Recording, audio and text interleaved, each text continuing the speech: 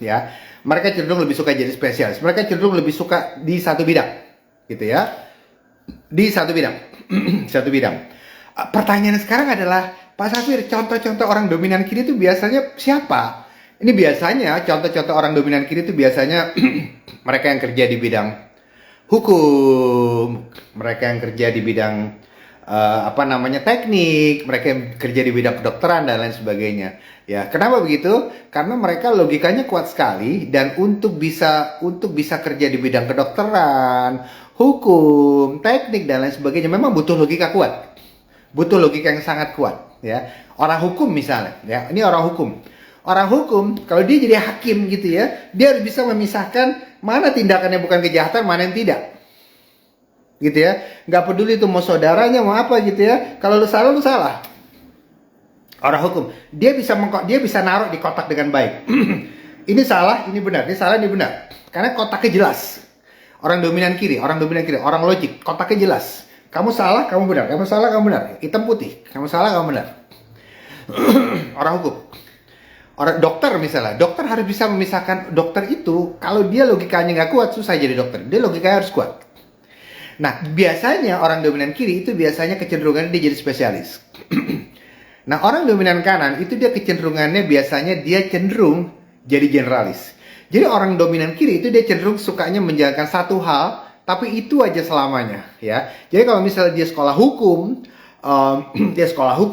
lulus sekolah hukum, dia jadi advokat, dia jadi pengacara atau jadi notaris misalnya.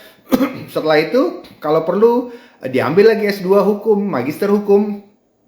Habis kalau perlu diambil lagi doktoral bidang hukum. Jadi kalaupun dia sekolah lebih tinggi, yang dia lakukan adalah memperdalam bidang yang udah diambil. Dia perdalam bidang yang udah diambil.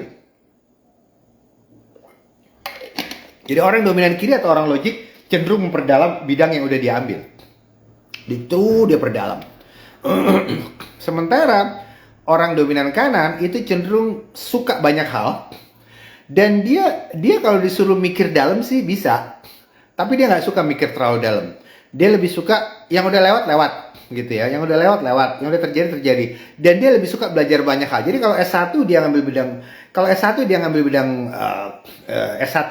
bidang akuntansi misalnya, maka mungkin S2-nya bisa jadi dia ngambil bidang psikologi, atau S2 dia ambil bidang pemasaran dan lain sebagainya. Jadi si otak kiri itu cenderung ketika dia sekolah lebih tinggi, dia mengambil bidang yang itu saja. Sementara si otak kanan ketika dia ngambil sekolah lebih tinggi, itu ada kesempatan buat dia untuk belajar bidang baru. Jadi bisa jadi S1 dia beda sama S2 dia, beda sama S3 dia. S1 bidang apa, S2 bidang pemasaran, S3 bidang lain lagi. Seperti itu. Ya, oke. Jadi si orang dominan otak kiri biasa cenderung jadi spesialis, si orang dominan otak kanan biasa cenderung jadi generalis. Oke, saya belum menjawab pertanyaan mana yang lebih baik. Oke, sekarang ini dia. Waktu di sekolah, Bapak Ibu, kita diajarkan untuk menjadi seorang spesialis, betul? Waktu di sekolah. Minimal sekolah saya dulu ya, saya nggak tahu sekarang. Minimal sekolah saya dulu kita diajarkan untuk jadi seorang spesialis. Dibilang bahwa, nah, kamu kalau bisa serius di satu bidang. Oke, kalau kamu serius di satu bidang, maka kamu akan tekuni satu bidang itu selamanya, maka kamu akan berhasil di bidang itu. Dan kalau kamu bisa punya bisnis di bidang itu, kerja di bidang itu bagus banget. Kenapa? Karena kamu tekun di satu bidang, ya. Waktu di sekolah umumnya kita belajar bidang itu, oke? Tapi ternyata pengalaman menunjukkan, Bapak Ibu, bahwa ternyata kalau kita hanya bisa satu bidang dalam hidup, itu biasanya susah hidupnya. Kenapa susah hidupnya? Karena belum tentu bidang yang kita kuasai itu permintaannya akan ada terus. Syukur kalau permintaan di bidang yang Anda kuasai ada terus. Tapi seringkali permintaan di bidang yang Anda kuasai dan Anda hanya nguasain satu bidang itu, belum tentu ada terus. Ya, ekonomi naik turun. Ketika ekonomi bagus, maka permintaannya naik. Ketika ekonomi turun, maka permintaannya turun dan lain sebagainya. Saya kasih contoh misalnya. Kalau Anda adalah seorang spesialis, katakan Anda adalah seorang spesialis, Anda kerja di sebuah perusahaan tambang minyak, oke? Anda kerja di sebuah perusahaan tambang minyak, Anda adalah insinyur di sebuah perusahaan tambang minyak, oke? Nah, apa yang terjadi? Penghasilan Anda bagus, bla bla bla bla bla, harga minyak bagus, bla bla bla. Tapi biasanya kadang ekonomi nggak selalu bagus. Ketika ekonomi lagi turun, mungkin ada masa ketika harga minyak juga turun. Dan ketika harga minyak juga turun, maka biasanya perusahaan-perusahaan tambang minyak seringkali kalau modalnya nggak kuat, dia akan memotong gaji dan bonus para pekerjanya. Ingat, ketika harga minyak turun, biasanya perusahaan-perusahaan tambang minyak akan memotong gaji dan bonus para pekerjanya. Nah, oke. Jadi yang terjadi adalah kalau Anda ada insinyur teknik perminyakan dan harga minyak lagi turun, repot. Apa yang Anda lakukan? Anda mungkin harus pindah kerja di perusahaan tambang lain yang tidak ngambil minyak. Ngambilnya yang lain. Mungkin ngambil emas dan lain sebagainya yang harganya masih bagus. Kenapa? Karena kalau Anda tetap berada di bidang perusahaan tambang minyak dan harga minyak lagi turun, Anda repot. Serius, itu yang terjadi. Jadi, contoh lain. Waktu di sekolah, kita diajarkan untuk, mungkin saya nggak tahu Anda pernah ngalamin atau enggak. Kalau Anda ingat di sekolah dulu pernah ada yang namanya lomba debat. Ya, biasa pelajaran apa? Bahasa Indonesia atau apa gitu ya. Kadang lomba debat bahasa Indonesia atau bahasa Inggris. Nah, di lomba debat itu biasanya ada 2 tim dipertemukan. Ada 2 tim, di mana satu tim itu 3 orang, satu tim 2 atau 3 orang. Satu tim ketemu satu tim. Mereka dikasih satu isu, kemudian mereka disuruh berdebat. Kemudian argumennya masing-masing itu dinilai oleh juri. Jadi ada tim juri. Tim juri biasa guru-guru lah kayak gitu-gitu ya. Jadi ada dia. Jadi sekali lagi, kalau dulu kita sekolah ada nama lomba debat, ada 2 tim, mereka diadu debat. Kemudian ada juri yang menilai. Oke? Nah, orang dominan kiri itu adalah orang yang senang berargumen. Kenapa? Kan logika bagus. Kalau dia merasa pendapat Anda tidak pas, dia akan debat pendapat Anda dengan pendapat dia. Dan situ mereka saling beradu argumen. Oke? Dan itulah yang biasa dilakukan orang yang dominan otak kiri atau orang yang dominan logika. Ya, mereka hobinya berdebat. Dan di sekolah kita diajarkan untuk melatih logika kita dengan adanya lomba debat. Kita diajarkan melatih logika kita dengan adanya lomba debat. Oke. Dan kemudian kita masuk dalam salah satu tim, kemudian dilombakan debatnya. Kita disuruh berdebat, dilombakan, dan ada pemenang.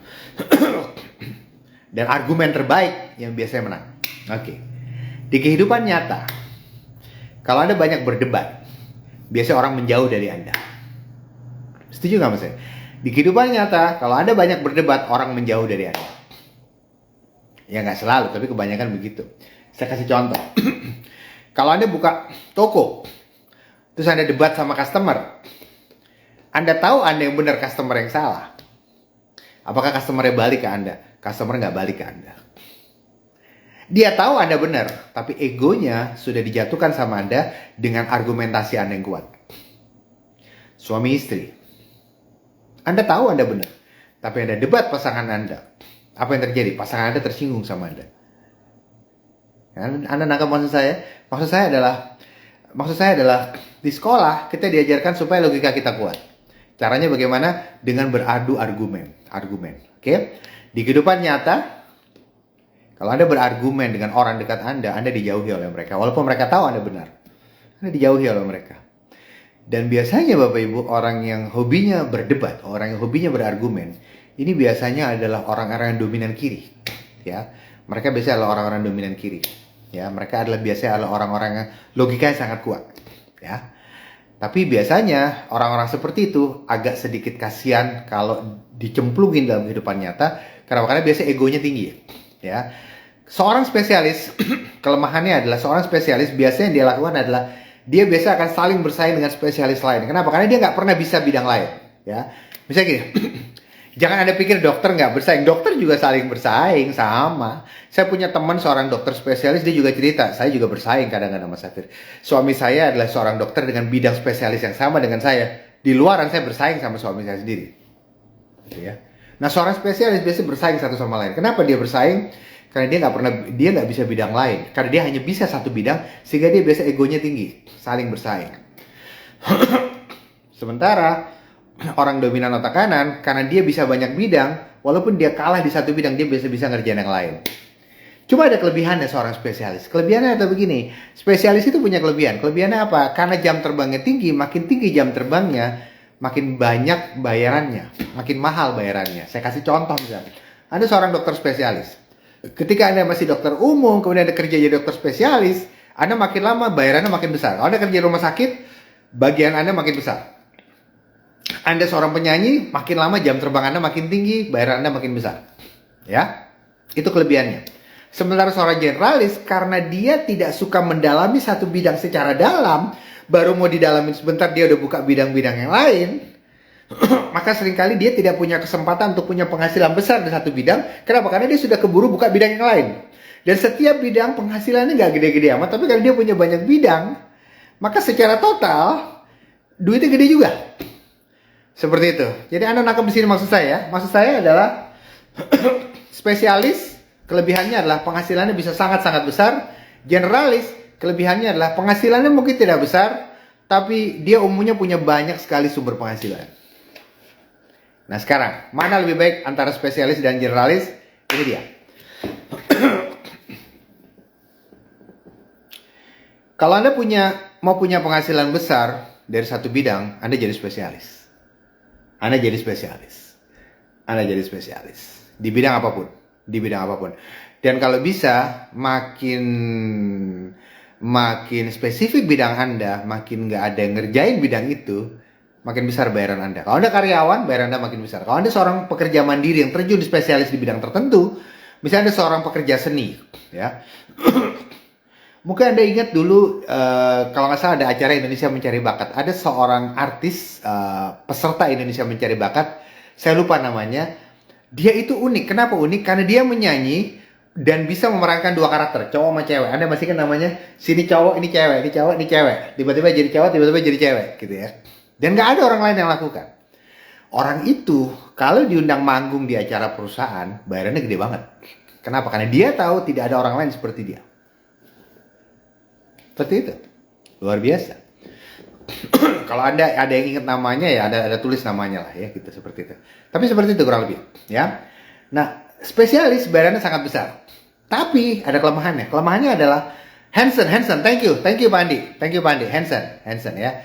Pak Andi ini adalah seorang broker properti yang luar biasa banget. Saya kenal baik dengan Pak Andi ya.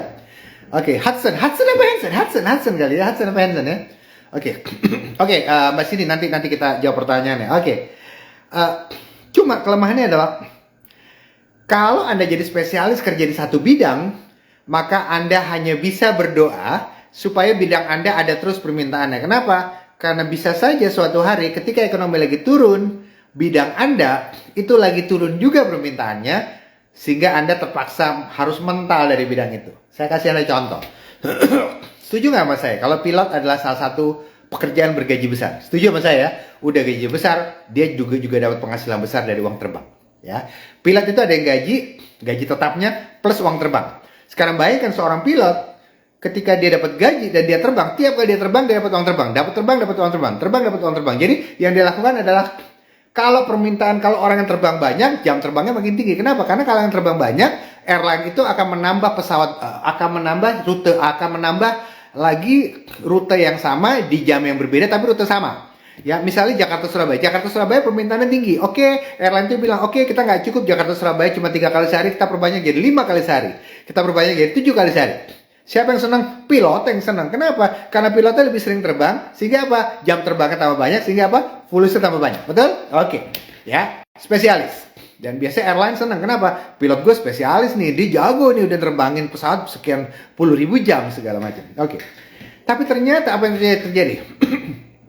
Tahun 2020 kemarin, Anda ingat, ketika pandemi, apa yang terjadi? Ketika pandemi 2020, banyak airline mengkandangkan pesawatnya. Kenapa? Orang nggak boleh terbang. Kalau orang terbang dipersulit. Syaratnya mesti pakai syarat inilah dan lain sebagainya. Apa yang terjadi?